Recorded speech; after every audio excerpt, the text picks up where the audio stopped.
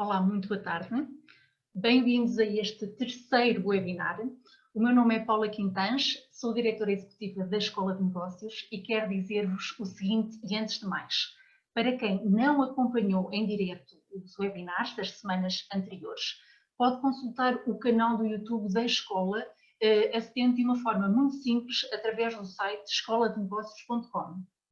Já trabalhámos aqui o tema da gestão da crise e o tema como manter o foco.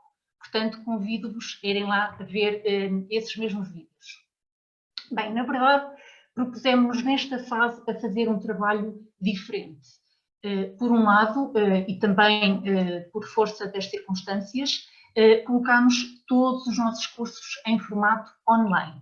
Por isso, quem quer aceder a conteúdos importantes, quem quer estar em interação com os nossos formadores, quem se quer preparar para o futuro e quem quer manter-se atualizado, poderá fazer no conforto das suas casas a nossa formação. Se tiverem alguma dúvida, perguntem-nos, nós estamos cá para vos ajudar. Por outro lado, propusemos-nos a ajudar quem nos segue. E estou a falar de clientes e não clientes. Por isso estamos a fazer um trabalho semanal, um trabalho de partilha gratuita de conteúdos, com a colaboração dos nossos formadores, de modo a ultrapassarmos esta fase juntos. Propomos-nos também a refletir sobre temas concretos que estamos a viver. Hoje o registro vai ser um pouco diferente dos webinars das semanas anteriores, porque vamos ouvir um testemunho. Sim, um testemunho de um empresário, gestor, que é também escritor, contador de histórias e que é o nosso José Rodrigues, um dos membros da administração da Escola de Negócios e da Visar. O José vai estar na próxima meia hora a partilhar connosco o desafio que é encarar esta realidade que estamos todos a viver e, por outro lado, refletir sobre as emoções que está a sentir. E por isso o tema de hoje é emoções em tempo de crise. Por falar em emoções, aproveito para referir que vamos ter mais cursos sobre gestão de emoções e, portanto, bem-estar físico e psicológico. Estejam atentos ao nosso site, fiquem desse lado e para já passo a palavra ao Zé. Zé, força!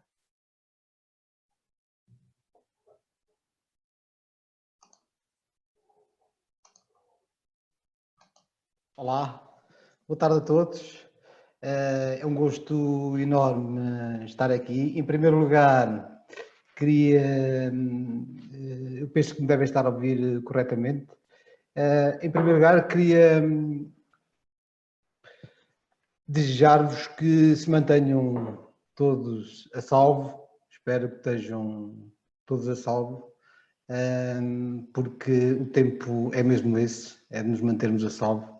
E esperar que isto passe muito rapidamente, tão rapidamente quanto desejamos todos. Em segundo lugar, queria agradecer à Escola de Negócios e o facto de se terem lembrado de mim para falar acerca das emoções em tempo de crise, não sendo eu, de modo nenhum, um especialista em emoções, nem nada que se pareça. A minha formação de base nada tem a ver com as emoções. Se me perguntarem de que lado do cérebro é que estão as emoções, eu digo-vos que não sei. Se me perguntarem a partir de que idade é que nós começamos a sentir as emoções, eu também não sei.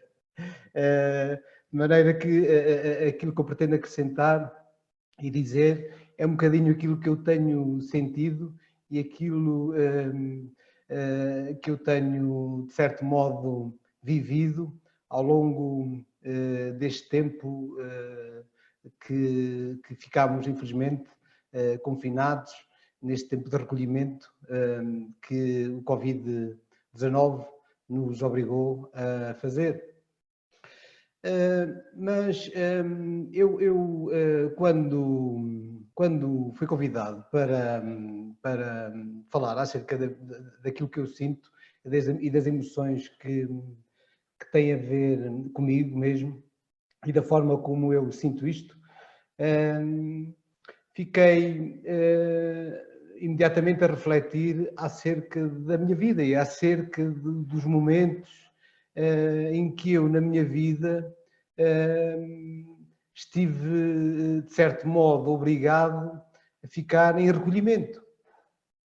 E comecei-me a lembrar de imensas vezes em que tive que o fazer e no flashback que eu fiz e na retrospectiva que eu fiz da minha vida, que eu acho que todos nós fazemos um pouco em determinadas alturas,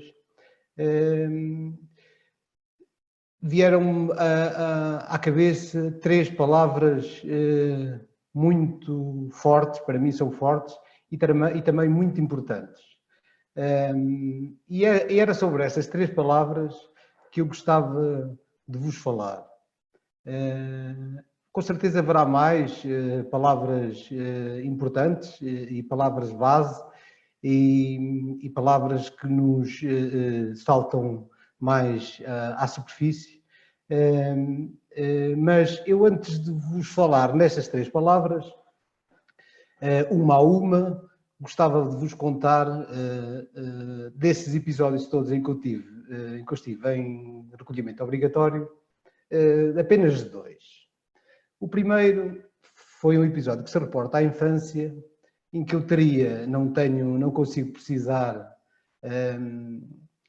a idade certa, mas eu teria uns 8 ou 9 anos, talvez, em que tive sarampo.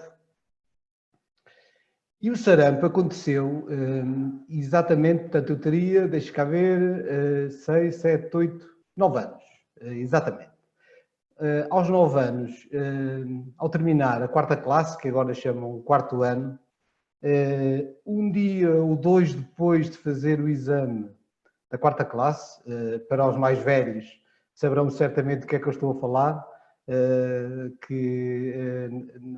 quando se terminava a escola primária fazia-se um exame da 4ª classe, chamado o exame da 4ª classe, onde a partir deste momento entrávamos em férias, chamadas férias de verão, que eram as chamadas também férias grandes, e eu tive a infelicidade de apanhar o sarampo e a minha infância foi num bairro urbano, na cidade de Viseu, e com prédios uns ao lado dos outros, há vários diversos blocos, e eu tinha imensos amigos, como em todos os bairros, e como seguramente muitos de nós tivemos.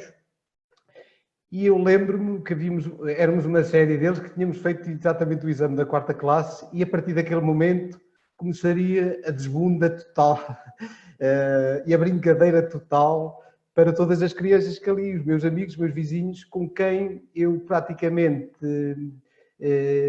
vivia diariamente desde que me lembro de ter começado a falar, desde que eu me lembro de ter começado a dizer as primeiras palavras e desde que comecei a ter os primeiros amigos, vizinhos, amigos de infância, que ainda hoje conservo, felizmente. E imediatamente a seguir à descontração total e à libertação total após o fim do exame da 4ª classe, vejo-me deparado com o sarampo e fui obrigado a ficar confinado em casa, no quarto. Nos primeiros dias, eu lembro da minha avó me acompanhar e dizer que era preciso as crianças estarem debaixo de uma luz vermelha, porque era uma das formas de tratar o sarampo. Eu não me lembro das outras formas de o tratar, mas a verdade é que me custava, os primeiros dias foram altamente dolorosos. Imagine uma criança prestes a entrar nas férias de verão e ter que ficar confinado em casa. Não quero de modo nenhum, de maneira nenhuma, comparar a gravidade da situação atual com a gravidade que eu passei, mas quero-me concentrar única e exclusivamente na obrigatoriedade de estar confinado, de não poder sair de casa, do quarto inclusivamente.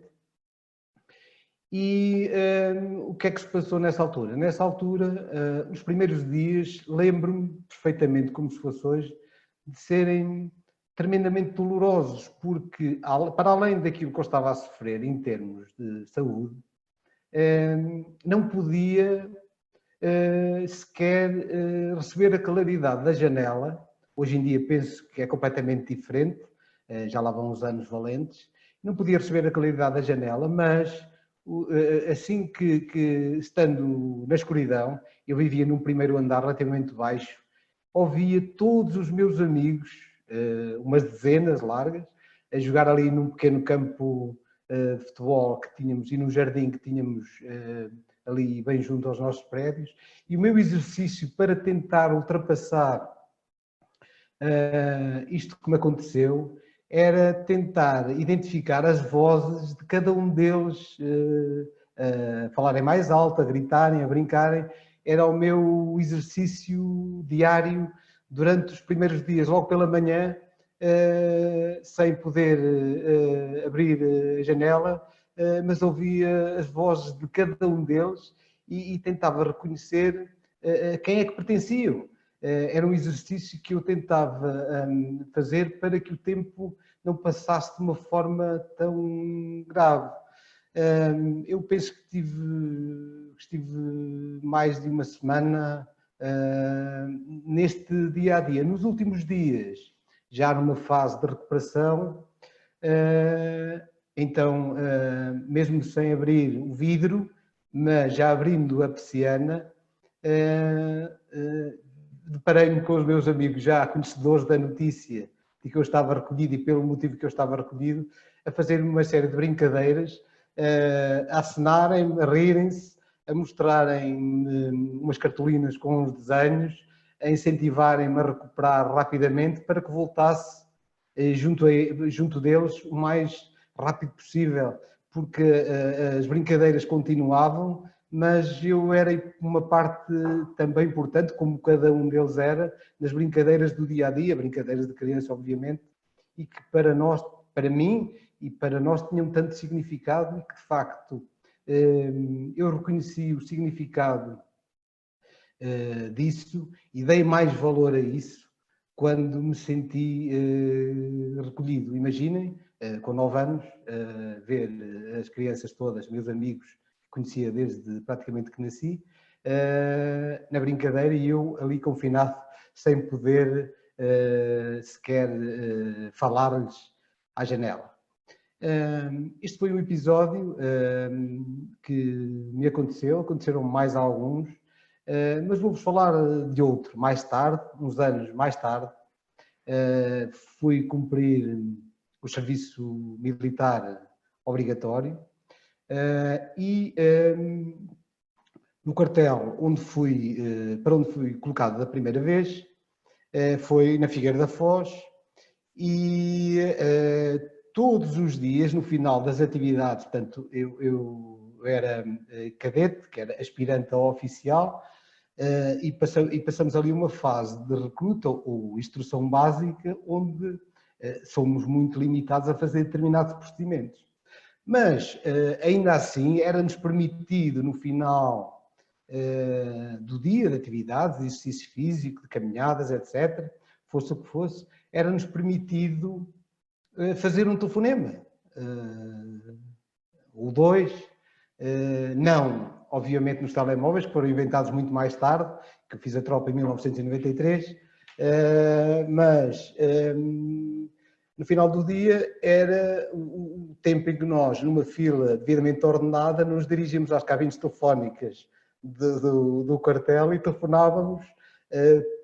Tínhamos um tempo limitado também para telefonar e era essa a forma que encontrávamos para nos mantermos em contacto com o mundo exterior, para contarmos as novidades, para dizermos como é que tinha corrido o nosso dia e, no fundo, para nos mantermos em contacto com as pessoas que entendíamos e de quem gostávamos ou de quem achávamos que podíamos contactar.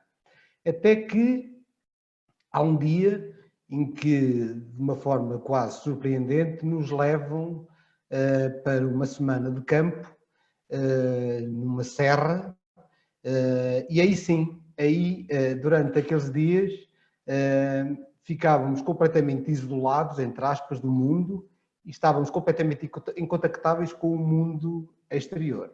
E eu lembro-me perfeitamente isto foi em janeiro, éramos 3 militares em cada tenda, umas tendas pequeninas, Hoje em dia tenho um bocado de dificuldade em reconhecer como é que lá cabíamos 3 pessoas, 3 adultos, dentro de uma tenda tão pequenina. Mas na primeira e na segunda noite, a ideia que eu tenho é daquilo ter sido relativamente tranquilo, ou seja, não houve grande sobressalto em termos psicológicos, mas lembro-me perfeitamente de termos passado aquilo um bocado na brincadeira, dentro de alguma disciplina militar, mas acabávamos por nos recolher e ríamos um pouco do que se passava. E os meus 2 camaradas e companheiros de tenda e de noite, lembro-me perfeitamente, na terceira ou quarta noite em que estivemos recolhidos, que estávamos de tal forma saturados, e vejam bem, só tinham passado 3 dias, 3 noites, em que não tínhamos feito os tais telefonemas para ninguém, e um dos meus camaradas surpreende-me. Passámos uns dias de chuva, foram 3 dias de chuva e a água entrava por todos os lados, e eu lembro-me de um dos meus camaradas, de madrugada, estávamos nós acordados a lamentarmos do isolamento, e lembro-me de um dos meus camaradas abrir um pequeno bolso secreto da mochila e sacar de um salpicão, e aquele salpicão, e dividiu connosco, mas ele era da zona de Chaves, mas o que ele partilhou connosco não foi o salpicão apenas. O que ele partilhou connosco foi também todas as pessoas que tradicionalmente o acompanhavam nas noitadas que ele tinha, os amigos, a família, e aquilo que aquele salpicão simbolizava era muito mais do que um simples alimento, mais um simples enchido.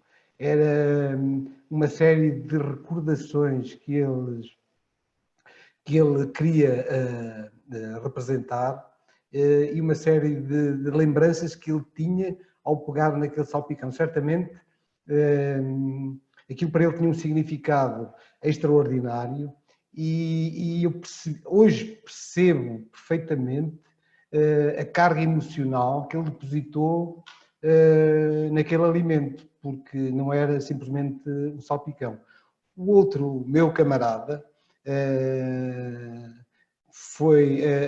não o quis imitar em termos de alimento, mas do bolso sacou uma fotografia da noiva, que ele estava noivo, casou-se inclusive nesse ano, e eu tive a honra de ter ido ao casamento dele, mas essa fotografia estava completamente destruída pela umidade, pelo tempo, e aquela fotografia já eu sabia que era a noiva dele, porque ele já me tinha mostrado a fotografia quando a fotografia ainda estava intacta. Mas aquela fotografia era simplesmente um pedaço de papel, onde quem não soubesse não conseguia identificar nada do que ali estava, se era um animal, se era uma pessoa, se era um objeto, se o que era, porque estava de tal maneira desfeito.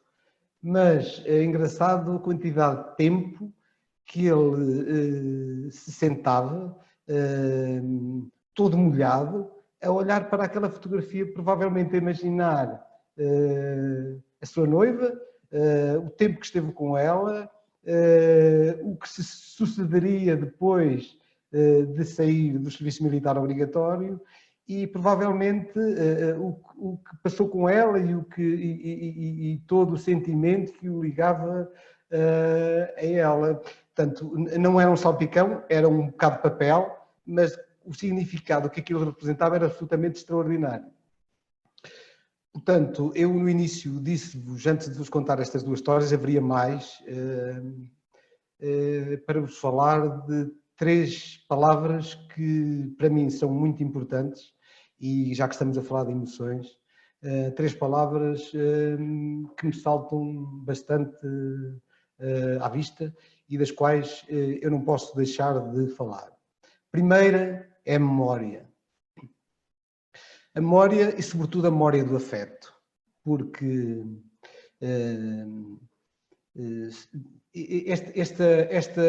Este recolhimento obrigatório fez-me refletir acerca da importância que a memória tem na nossa vida.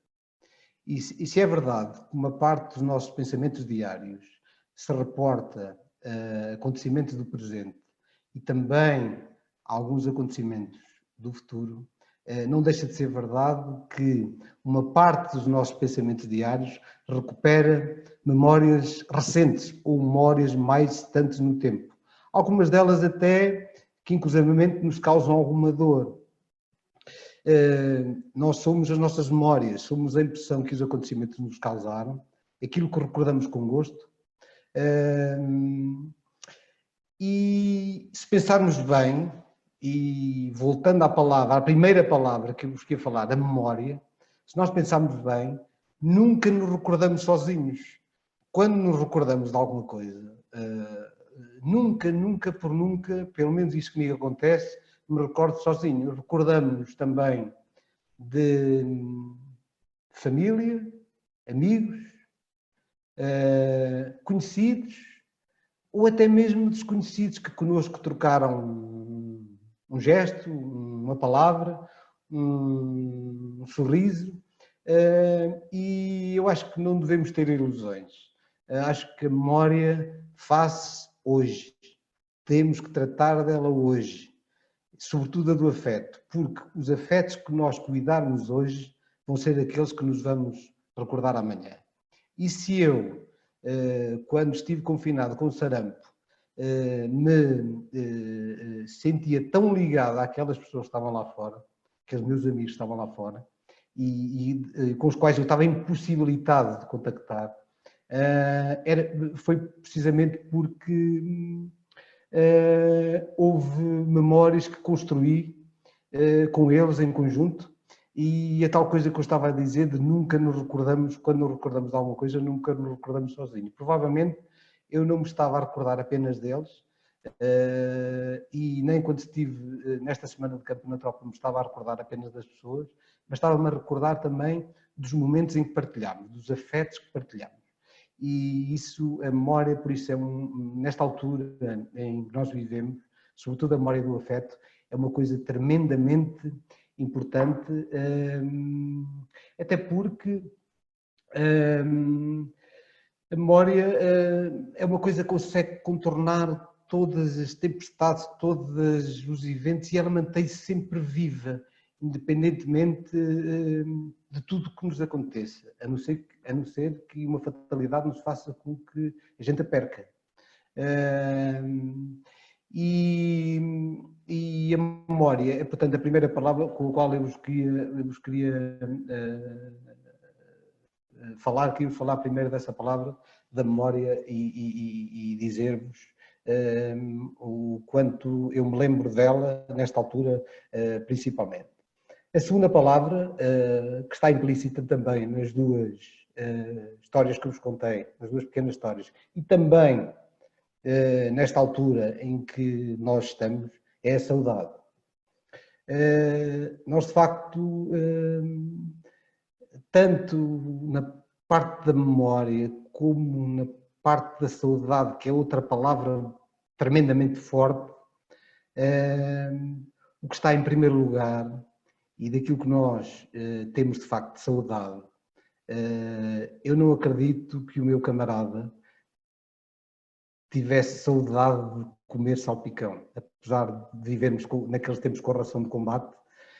Ele não tinha de facto saudade de comer salpicão, ele tinha saudade era das pessoas que o acompanhavam quando ele tinha a liberdade de comer salpicão. Portanto, e a saudade é exatamente as mesmas coisas. Eu tenho saudades neste momento e não tenho saudade do arroz de marisco ou do restaurante XPTO, eu tenho a saudade das pessoas com quem eu partilhei, ou com quem eu partilhava há muito bem pouco tempo, uma série de momentos que me faziam muito feliz. E, de facto, outra palavra forte que me traz sempre vontade de relembrar e relembrar é saudade. E isso é verdade. que costumas dizer que a saudade, eu costumo dizer, digo muita vez, que a saudade é algo que foi criado, algo que foi inventado por nós para, para tapar o vazio que fica pela distância ou ausência, ou até perda, em caso extremo de alguém, e então fica aquele vazio e a saudade aparece para tapar esse vazio.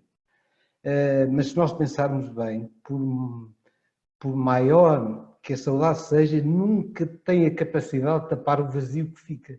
E nós neste momento estamos com um vazio enorme das pessoas, de quem gostamos, das pessoas de quem sentimos a falta, e temos a saudade que nos ajuda, de certa forma, a tapar esse vazio, mas não chega, não é suficiente, na minha perspectiva, para tapar esse vazio, e isso dá alguma tristeza e deixa-nos, a ver se seguirmos as redes sociais, deixa-nos presos a algumas fotografias de reencontros, etc, etc. Mas há uma coisa que é verdade. Eu encaro isto como uma perda, este tipo de distanciamento que nós fizemos. Eu costumo também dizer que não há tempo nem espaços próprios para a perda, nem nada nos preparou para estes golpes do destino. Mas também queremos acreditar que não há um tempo certo também para a nossa reconstrução, porque nos vamos reconstruir, e muito menos para o reencontro. Mas isto leva-me automaticamente à terceira palavra que não me larga e que é talvez a mais forte, e a terceira palavra que eu vos quero aqui deixar, que é a esperança. Eu sou tremendamente otimista, sou um otimista por natureza, e a esperança é uma coisa que nos preenche cada um de uma forma diferente, tal como a saudade é cada um de forma diferente, tal como a memória do afeto cada um vive de forma diferente. Há pessoas que têm uma saudade maior, a carga que a saudade deixa não tem um tempo nem um prazo próprio, porque há pessoas, nós podemos sentir uma carga muito maior de saudade de um dia do que outra pessoa terá de meses de alguém, tudo depende, é tudo muito relativo e cada um saberá viver essa realidade, cada um da sua maneira. Porém, voltando à terceira palavra, à esperança, eu gostava de vos falar de um filme que me marcou e que já vi imensas vezes, que é Os Condenados de Shawshank, em que a esperança é o tema fundamental. E o Andy, um prisioneiro condenado à prisão perpétua por um crime que não cometeu, acalenta a esperança depois de uma série de peripécias que acontecem no filme, ele tem a esperança, apesar de ter sido condenado à prisão perpétua, tem a esperança de voltar ao mundo real e voltar a viver e voltar a procurar a felicidade. E ele, dentro da prisão, uma prisão tremendamente violenta, há uma parte em que o Andy, neste filme Os Condenados de Shawshank, em que eles estão a almoçar e ele já tem um plano estabelecido para se pôr dali a andar. Estou a ser um bocadinho de spoiler, mas vejam o filme que vale a pena, é de 94. Então, ele comenta com um amigo mais chegado, que é o Morgan Freeman, o ator, salvo erro, o nome do personagem é o Red, e ele fala na conversa, subentende a ideia da esperança. E o Red diz também condenado à prisão perpétua por um ato irrefletido que acabou por causar a morte a uma pessoa quando tinha 19 anos, e já estava na prisão há 30, e diz-lhe: tem cuidado, Andy, porque a esperança é uma coisa perigosa. E o Andy respondeu-lhe, não é. A esperança é uma coisa boa. E depois, para não contar o resto do filme, ele provou que a esperança era uma coisa boa. Eu também acho que a esperança é uma coisa boa. E a última palavra que eu vos quero deixar é exatamente essa, para também não prolongar esta conversa e para não me tornar um chato. A esperança para mim também é uma coisa boa. E eu, com este confinamento obrigatório, com este recolhimento obrigatório, como a GNR chama, eu acho que isto tem-me confirmado uma coisa que eu já tenho vindo a refletir há muito tempo, que é, à medida que o tempo vai passando, vou confirmando que as coisas, como se vejo-me entrar aqui num processo quase inconsciente de simplificação, que é querer dizer que, à medida que o tempo vai passando, vou dando importância cada vez mais às coisas mais simples. E as coisas mais simples vão se tornando, passo após passo, dia após dia, cada vez as coisas mais importantes para mim. E eu espero, sinceramente, e falando ainda da terceira palavra, depois da memória, depois da saudade e da esperança, eu, além de ter a esperança, além de acreditar que a esperança é uma coisa boa, tenho também a certeza de que a importância das coisas mais simples tem um crescimento muito acentuado no meu interior. E eu acho que todos nós, eu tenho reparado, todos nós temos pensado um bocadinho assim. Mas além de pensarmos um bocadinho assim, tenho esperança que isto se venha a tornar uma coisa que de facto se torne essencial no futuro, depois de vermos esta tempestade passar. E eu acredito, sinceramente, que esta mensagem que a natureza nos tem dado todos os dias, desde que aconteceu desde que esta doença apareceu, desde que apareceu o coronavírus, eu acho que nos tem-nos transmitido umas mensagens de que devemos ter mais cuidado com ela e devemos ter mais cuidado connosco e, sobretudo, ter mais cuidado em transferir algumas coisas que nós concentrávamos no verbo ter para pensarmos a concentrar no verbo ser. Eu acho que eu tenho esperança que a humanidade tire uma lição importante disto que nos está a acontecer. Não vou falar de economia, não vou falar nada disso, neste momento penso que isso passou tudo para segundo plano, apesar de ser problemático, mas primeiro vamos manter todos a salvo e vamos manter também a salvo o nosso espírito e tentarmos fazer com que a esperança nos habite, mas isso não chega, temos que fazer por isso e fazer com que as palavras não fiquem apenas pelo facto de as dizermos, mas também para as pormos em prática.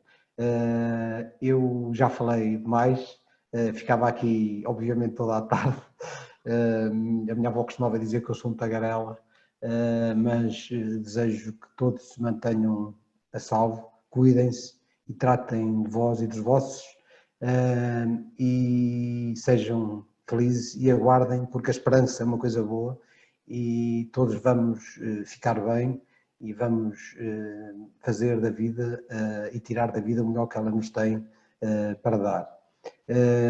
Obrigado, e se quiserem deixar questões, eu ainda vou ficar por aqui mais um pouco. Há duas caixinhas de diálogo no fundo do vosso monitor, do fundo do vosso quadro, onde aparece esta exposição, onde podem colocar as questões e eu prometo que vou responder. Vou abrir. Por enquanto não tenho aqui nenhuma pergunta.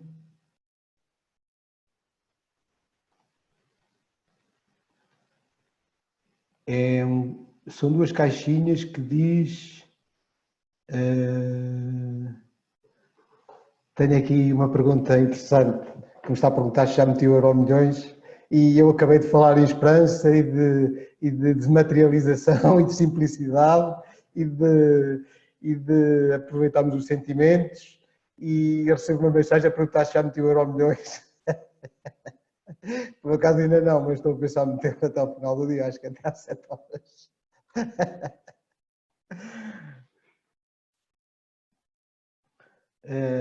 Se tiverem mais questões a colocar, não é no bate-papo, porque eu tenho um bocado de dificuldade de abrir aqui o bate-papo. Agradeci que colocassem as questões ao lado. Estão-me aqui a perguntar do novo filme. Tenho aqui uma questão no bate-papo. E ouvir o nome do filme. Sim. O filme chama-se Os Condenados de Shawshank. É com o Morgan Freeman. Facilmente, se pesquisarem, conseguem localizar o nome do filme. Está a rodar no canal ou Hollywood ou Cinemundo. Num dos dois canais está a rodar o filme. Aconselho a verem porque é uma extraordinária mensagem de esperança. Estou ao vosso dispor para perguntarem o que muito bem entenderem. Estejam à vontade.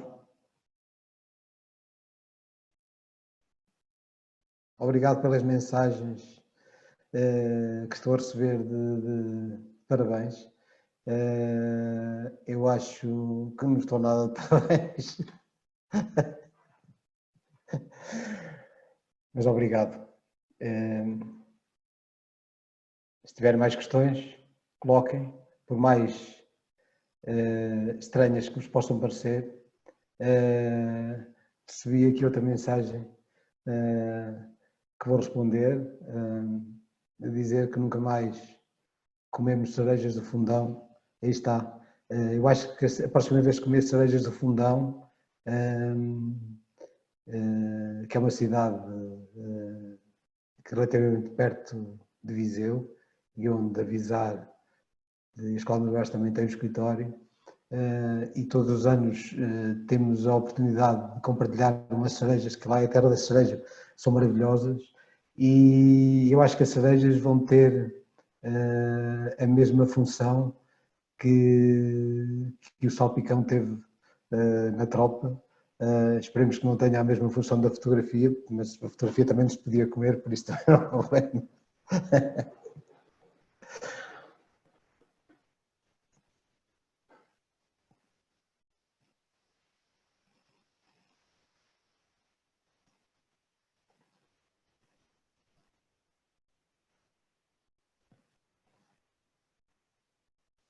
Se tiver alguma questão. Alguém disse que neste momento a esperança torna o momento menos pesado. Eu acho que sim. Eu acho que sim. Eu também acho que sim. Que a esperança, se bem que há quem associe a esperança um bocadinho à expectativa, à criação de expectativa, e nós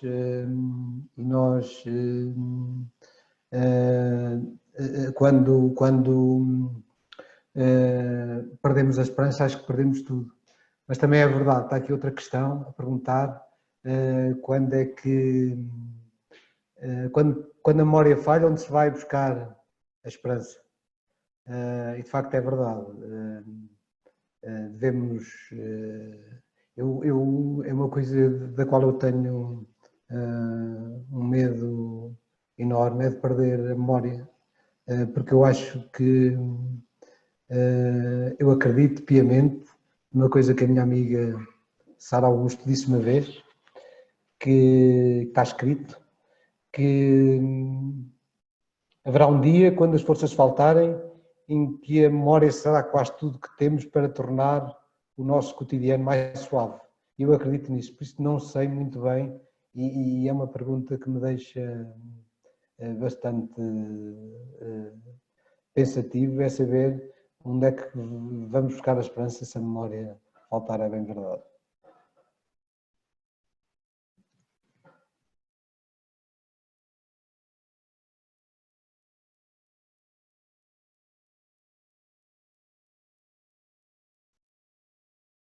Aqui outra pergunta,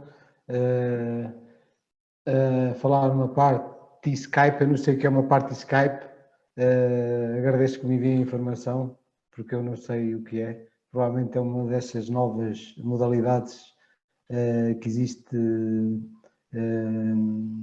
na internet, algumas delas é preciso ter algum cuidado, porque têm valor acrescentado e depois as contas telefónicas são um bocado puxadas.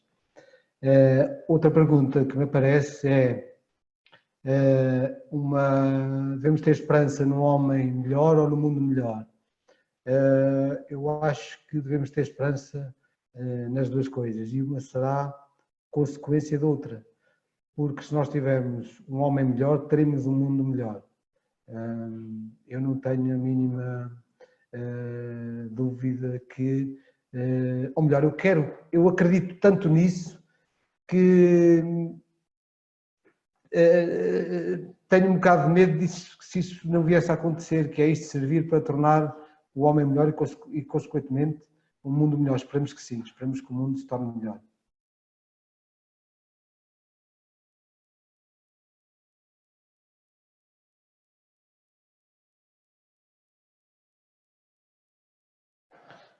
Tenho aqui uma pergunta, se eu aproveito a quarentena para escrever.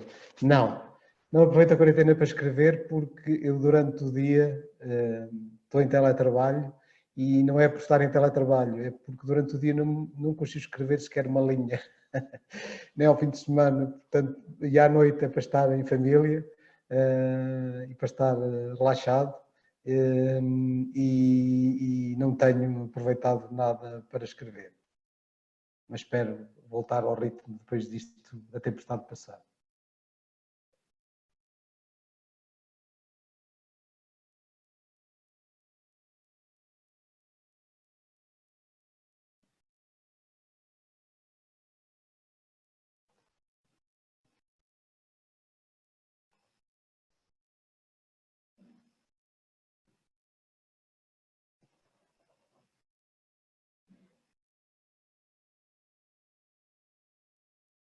Tenho aqui outra pergunta. Se acha que uma criança, nas circunstâncias de hoje, mais tarde vai ter os mesmos sentimentos de saudade? Ou simplesmente se lembrará da perda? Eu não sei. Eu, sinceramente, eu vivi as duas circunstâncias. Em criança vivi a perda, neste caso de pai, e vivi também momentos de grande alegria com família e amigos. E eu acho que as crianças mais tarde vão se lembrar das duas coisas. Lá está, a memória é um conjunto de coisas, não são só as boas, mas também as más. E não saem, ficam cá. Ainda bem que a memória tem esta capacidade de concentrar tudo o que nos acontece, e é isso.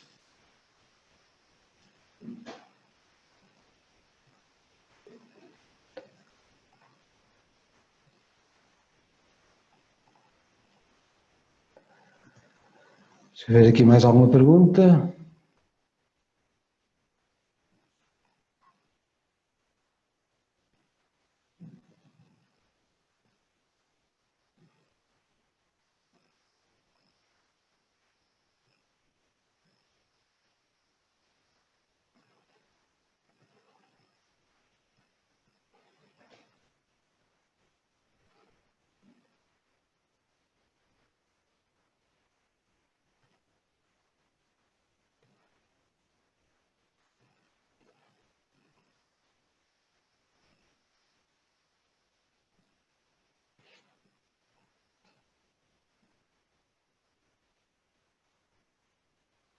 Obrigado a todos que me agradecem. Eu é que vos agradeço estarem desse lado e e terem tido a paciência para me ouvir, mesmo com toda a interferência que pode ter havido nesta parte da tecnologia.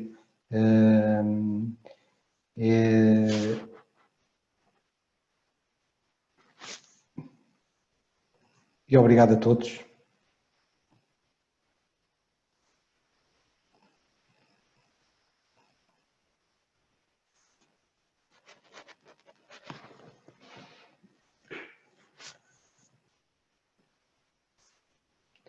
E quero deixar aqui uma mensagem à minha filha, Maria João, que faz hoje precisamente 24 anos, e foi uma grande emoção. Estamos a falar em emoções, foi uma das maiores emoções da minha vida, que foi ser pai, e aconteceu precisamente há 24 anos, e me lembro como se fosse hoje. Vai daqui um beijinho para ela, e que seja muito feliz, é o que eu desejo, que a felicidade dela será a minha também.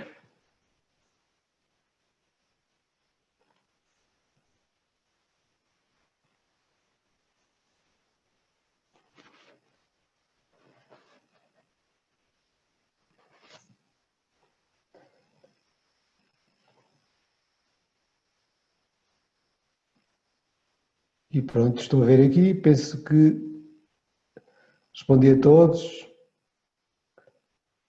Um grande abraço para todos. Obrigado por me terem aturado durante este tempo, e mantenham-se a salvo e corra tudo bem, é o que eu desejo. E até à próxima. Foi um gosto. Obrigado.